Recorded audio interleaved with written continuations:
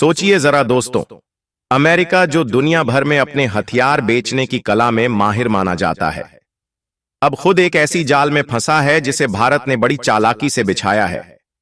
America जो हमेशा दूसरों को मजबूर करता था कि उनके हथियार खरीदने के अलावा कोई चारा न बचे, अब खुद उस हालत में है कि समझ नहीं पा रहा कि करे तो क्या करें।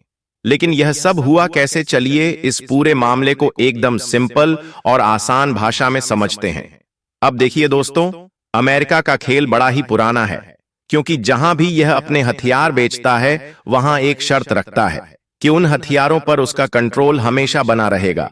मान लीजिए पाकिस्तान ने अमेरिका से F-16 लड़ाकू विमान खरीदे, लेकिन यह विमान पूरी तरह पाकिस्तान के नहीं हुए, क्योंकि अमेरिका ने इसमें ऐसी चालें बिछाई हैं कि पाकिस्तान अगर अपने हिसाब से इन्हें इस्तेमाल करना चाहे तो वह संभव ही नहीं। जैसे गांव में साहूकार किसी को कर्ज दे और बदले में उनकी जमीन गिरवी रख लेता है, ठीक वैसे ही अमेरिका अपने हथियारों के साथ करता है। और अगर पाकिस्तान ने अमेरिका के नियम तोड़े तो अमेरिका सीधे सीधे कह देगा कि भाई अब तुम्हारे विमान के लिए पुर्जे नहीं मिलेंगे, सर्विसिंग नहीं होगी, और फिर वह F-16 सिर्फ एक लोहे की कबाड़ बनकर रह जाएंगे। दोस्तों, इसे ही अमेरिका का किल स्विच कहते हैं। अब यहां मजेदार बात यह है कि भारत ने इस पूरे खेल को समझते हुए ऐसी चाल चली कि अमेरिका को उसी के हथियार से मात दे दी। अमेरिका जो हमेशा अपने जाल में दूसरों को फंसाता था, अब भारत के जाल में बुरी तरह उलझ चुका है। लेकिन यह कैसे हुआ? अब देखिए, किल स्विच का मतलब यह नहीं कि अमेरिका ने अपने हथियारों में कोई ऐसा गुप्त बटन फिट कर दिया है जिसे दबाते ही वह हथियार काम करना बंद कर दें। असल किल स्विच का मतलब यह है कि अमेरिका अपने हथियारों की हालत ऐसी बना देता है कि वह बस शो पीस बनकर रह जाए। यह किल स्विच का खेल सिर्फ लड़ाकू विमानों तक सीमित नहीं है। अमेरिका का यह दांव हर उस हथियार पर लागू होता है जिसे वह बेचता है। इस रणनीति से उसने कई देशों की सेनाओं को कुछ हद तक अपने काबू में रखा। लेकिन कहानी में असली मोड़ तब आया जब यह चाल भारत पर बेअसर साबित हुई। अब सोचिए, एक ऐसा देश जो बरसों तक अमेरिकी हथियारों से परहेज करता रहा, क्योंकि भारत भलीभांति समझता था कि यह हथियार सिर्फ हथियार नहीं बल्कि अमेरिका के कब्जे का जरिया है। लेकिन हाल के कुछ सालों में भारत ने अमेरिका से न केवल हथियार खरीदे बल्कि उनके सबसे बेहतरीन और प्रीमियम हथियार अपने जखीरे में शामिल कर लिए। उदाहरण के तौर पर दुनिया का नंबर 1 अटैक हेलीकॉप्टर अपाचे। जी हां, वो हेलीकॉप्टर जिसे अमेरिका अपने सबसे करीबी देशों को भी बड़ी मुश्किल से देता है, भारत ने इसे खरीदा और अपनी वायुसेना का हिस्सा बना लिया।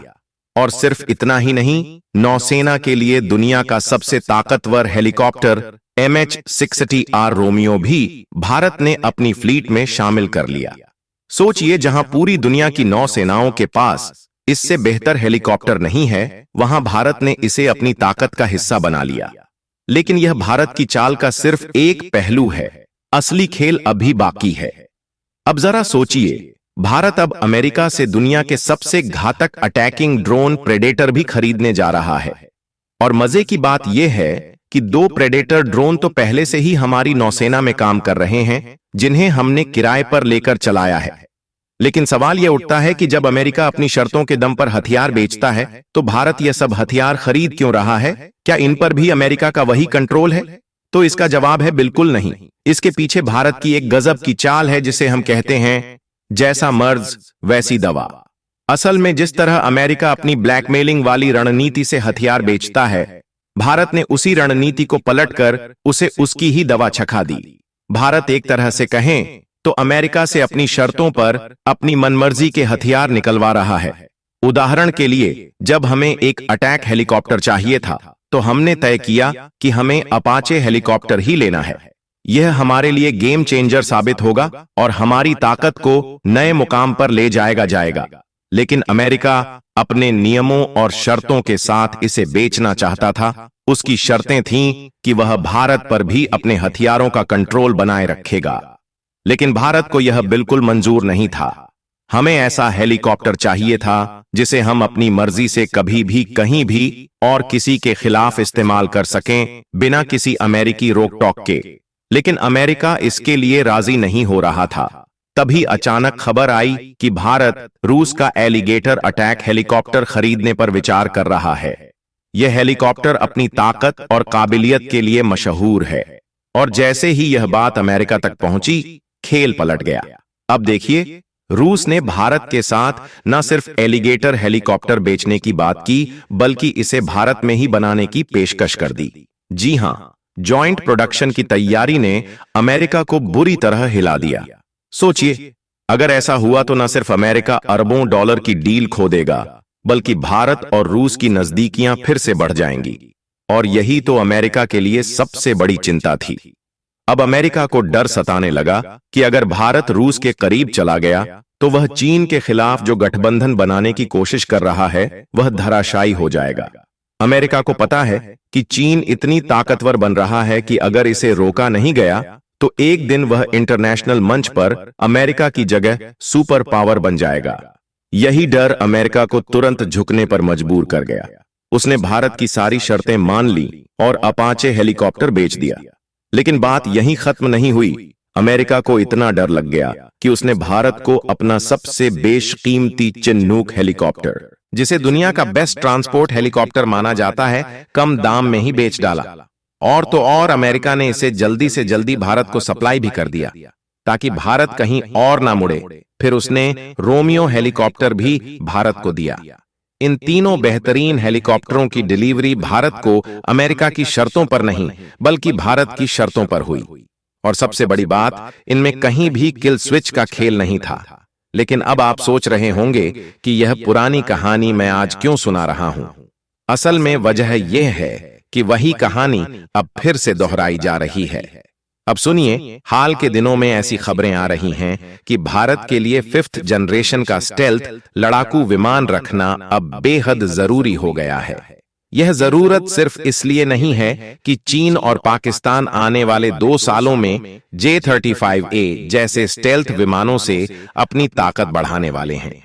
असली बात यह है कि अगर भारत के पास F-35 जैसे लड़ाकू विमान होंगे तो ना सिर्फ हम उनके हर विमान को धूल चटा सकते हैं, बल्कि चीन के खिलाफ अपनी रणनीतिक स्थिति को भी मजबूत कर सकते हैं।